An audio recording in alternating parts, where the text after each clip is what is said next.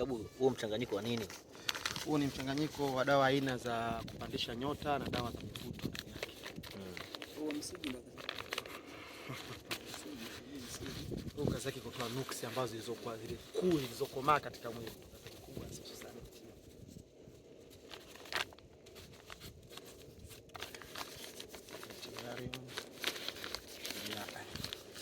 Kupandisha nyota. Nyota ziwake, kuna watu wataka kuwaka mambo yao yaende vizuri. Nyota zing'ae, waende mjini. Kienda sehemu tukiongea kitu tunasikilizwa. Upimu. Hiyo nyota. Huu mchanganyiko wote wa dawa hizi za asili za mitishamba. Huu mpigano natoa rangi. Huu nyota.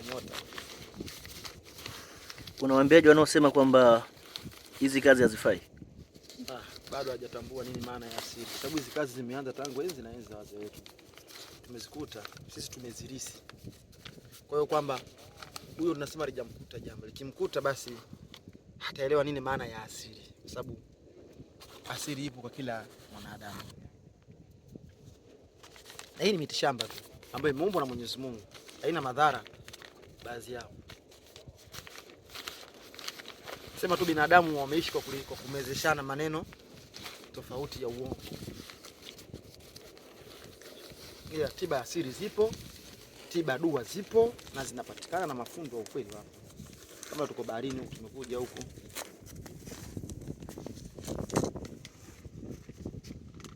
Katika tawala za kifarume za kichini na Sheikh Basmuzan.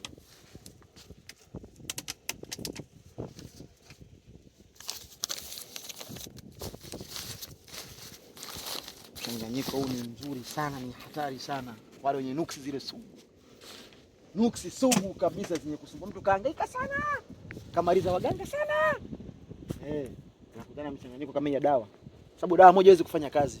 Unachukua dawa moja peke yake haina nguvu, yaani dawa inataka zishirikiane. Zipiane nguvu kwa pamoja. Unaweza kuchanganya miti 3, 4, 5 mpaka kufikia 7. Hizi dawa zote zikakutana katika nguvu moja na zikasimamiwa na asili za kimira na za kimizimu.